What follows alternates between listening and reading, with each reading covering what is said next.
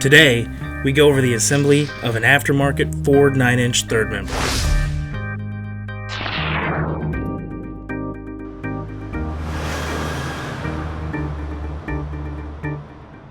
The Ford 9-inch has been the most popular rear axle model for on- and off-road applications for over 50... What the... Wait, stop.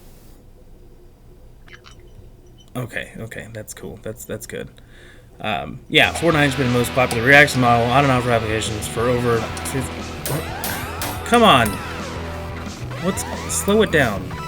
What's going on here? I don't like this. Let's start this over real quick. Let's really show you guys how to make a Ford 9-inch.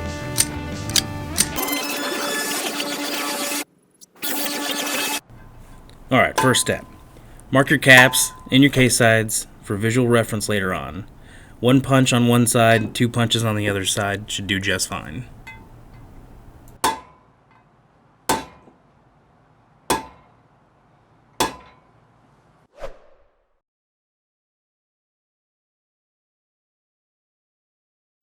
For the next step, you'll need to drive the pilot bearing into the case. Make sure it seats all the way in and is flush. After that's in, you'll need to add the retaining clip and do the same thing with that.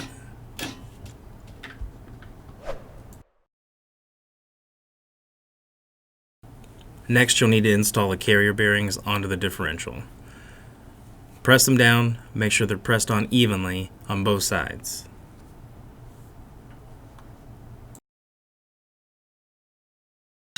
Next step, lightly file the back of the ring gear to check for high spots. For our next step, we'll apply thread locking compound to the ring gear bolts. You can hand tighten these for now, but before we torque them down, we'll press the ring gear onto the carrier.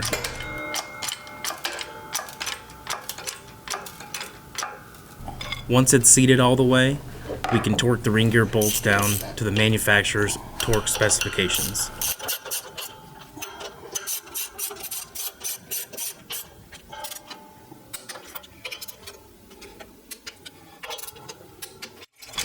Next, we'll prepare the pinion support. We'll press the inner and outer pinion races into the pinion support until they're firmly seated. Come on, man! What are you doing?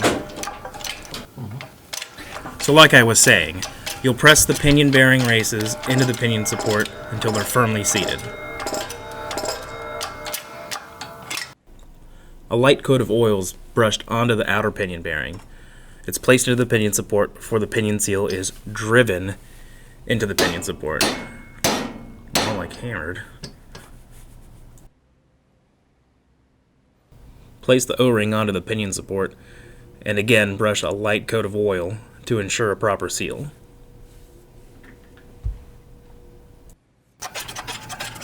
Now we press the bearing onto the pinion shaft.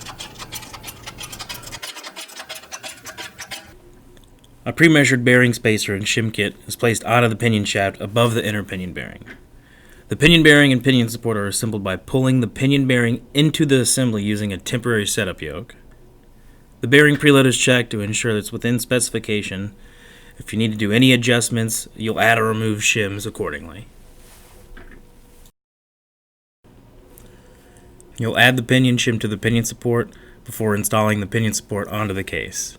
You can hand tighten these bolts before you torque them down to the manufacturer's specifications.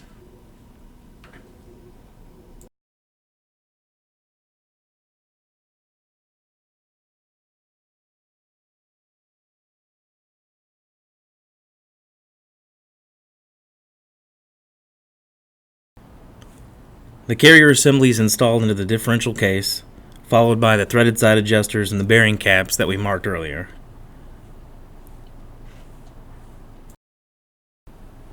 The bearing caps are tightened first, then the side adjusters are rotated inwards. After this, the first backlash reading is measured.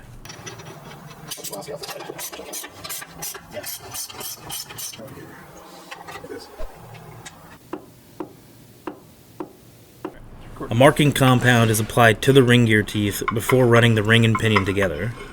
This is to visually check how the pattern is meshing.